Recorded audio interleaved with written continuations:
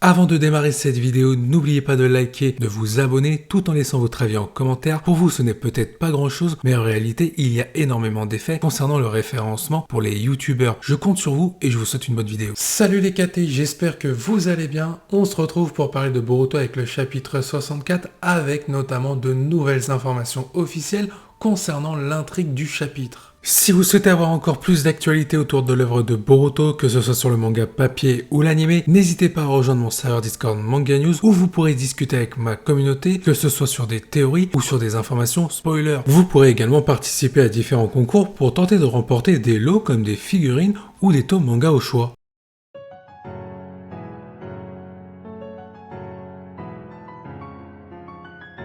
Pour ce qui est des différentes informations que nous allons voir, nous avons Abdul Zoldyck qui nous présente une information en rapport avec le Weekly Shonen Jump.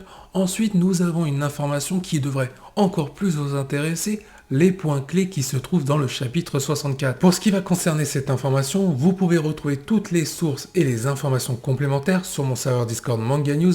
Elles proviennent notamment des plateformes japonaises ou tout simplement des magazines, le V-Jump ou encore le Weekly Shonen Jump, sans oublier le Seike Jump. Mais avant de voir toutes ces informations, il est temps de faire un récapitulatif concernant la date de sortie du chapitre 64 ainsi que de ses spoilers. Toutes les informations officielles sur la sortie du chapitre 64 de Boruto. Vous pourrez retrouver les premiers spoilers du chapitre 64, que ce soit la cover, le titre ou le résumé complet, ainsi que les pages, sur le serveur Discord Manga News le 15 novembre 2021. Pour ce qui va concerner des sorties, on va commencer avec la version japonaise. Ce chapitre sera disponible en intégralité dès le 18 novembre 2021 sur le serveur Discord Manga News. Pour la sortie anglaise et espagnole, il faudra attendre le 19 novembre à 16h sur le site Manga Plus. Pour ce qui est de la version française du chapitre 64, elle sortira le 19 novembre à partir de 20h sur le site Isneo. Il sera également disponible sur le serveur Discord de Manga News. Entre le 20 et le 21 novembre, le chapitre sera aussi disponible sur le site Boruto France. Si vous l'avez compris par rapport à ce que j'ai dit, nous sommes le 15 novembre 2021 et je vous invite à rejoindre mon serveur Discord Manga News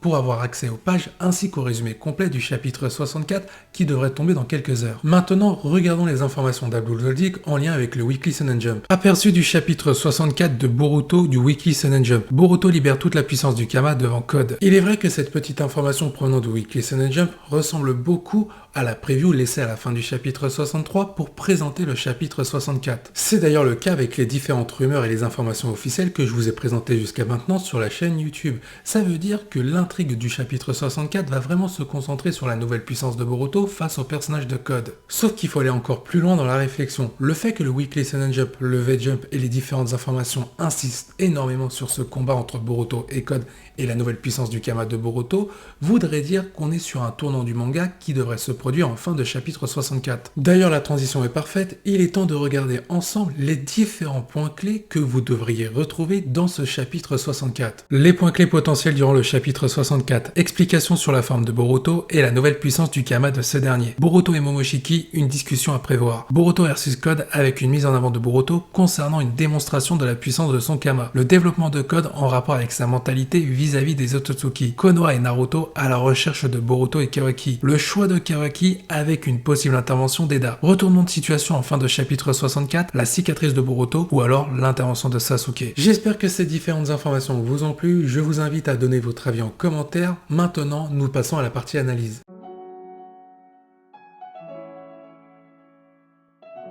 Pour commencer, parlons du rôle du village de Konoha dans les recherches pour retrouver au plus vite Boruto et Kawaki. On sait que le temps est compté car Code ne va pas se laisser faire et est sur le point de battre Boruto et Kawaki afin de les livrer au Joby. Et la vraie question qu'on se pose depuis quelques chapitres, que va faire Naruto par rapport à son rôle qui est devenu beaucoup plus nerfé en termes de puissance? Sur ce coup-là, Naruto va devoir se renouveler, peut-être utiliser le mode ermite pour retrouver Boruto et Kawaki dans un premier temps, mais surtout affronter le personnage de Code. Sauf que dans les derniers chapitres, on l'a vu, on retrouve un Boruto qui est totalement paumé, ce qui veut dire que dans le scénario, Kishimoto veut mettre en avant Boruto et Kawaki face au personnage de Code afin d'amener au tournant de l'œuvre de Boruto.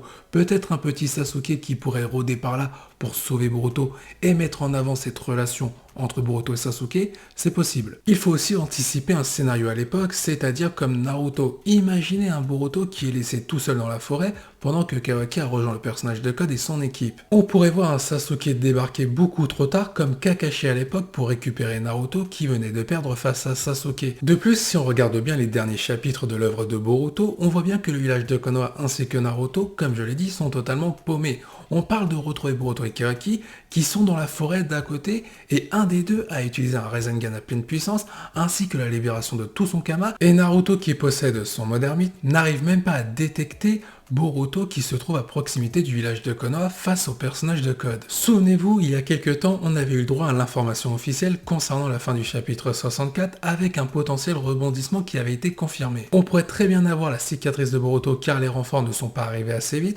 ou tout simplement l'intervention de Sasuke qui lui, à la différence de Konoha, a compris pas mal de choses sur le personnage de Code. Pour ce qui est du combat entre Boruto et le personnage de Code, il est clair et net que dans un premier temps, nous aurons des explications concernant l'état de Boruto avec le Kama qu'il a libéré à pleine puissance. Il faut donc s'attendre à une discussion dans le subconscient de Boruto entre le personnage de Boruto et le personnage de Momoshiki, car si Boruto devait mourir face au personnage de Code, Momoshiki ne pourrait pas revenir à la vie, et peut-être que la discussion va porter autour de ce sujet-là pour que Momoshiki accepte de faire alliance avec Boruto. Et d'un côté, on aurait un Boruto qui n'aurait pas forcément le choix d'accepter la proposition de Momoshiki, car tout simplement, il est plus faible que le personnage de Code.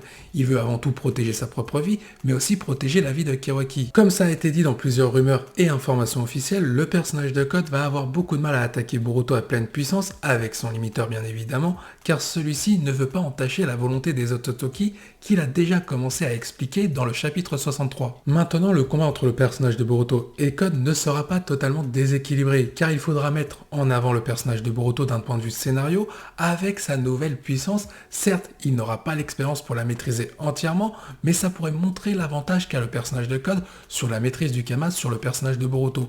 Au final, on peut mettre en avant les deux personnages. Ce qu'il faut prévoir durant ce chapitre 64, c'est qu'il y ait deux phases dans le combat entre Boruto et Code. La première phase, ce sera Boruto qui va surprendre le personnage de Code sans pour autant le dominer. La deuxième phase, c'est Code qui va reprendre le dessus sur la globalité du combat. Il y a d'autres éléments à prendre en compte, déjà le fait que Kawaki soit toujours indécis concernant le choix qu'il doit faire. Soit écouter Boruto et se défendre face à Code en attendant l'arrivée des renforts, soit trahir Boruto en lui faisant la cicatrice afin d'indirectement de le sauver pour rejoindre le personnage de Code et son équipe. D'ailleurs, le personnage d'Eda pourrait profiter du combat entre Boruto et le personnage de Code en parlant à Kawaki pour le convaincre de rester avec elle. En échange, elle pourrait discuter avec Code de proposer un deal à Kawaki et d'accepter finalement la proposition de Kawaki. Si Kawaki vient avec le personnage de Code et donc Eda, Code laissera tranquille Konoha ainsi que Naruto. Reste à savoir si Kawaki va sombrer totalement dans la folie à vouloir protéger Naruto en acceptant les potentielles propositions d'à la fois d'Eda mais aussi du personnage de Code. Cette vidéo se termine ici, j'espère qu'elle vous a plu. N'hésitez pas à me soutenir en likant, en vous abonnant, tout en laissant votre avis en commentaire. Je vous dis à la prochaine, portez-vous bien et n'oubliez pas que la volonté du KT soit avec vous.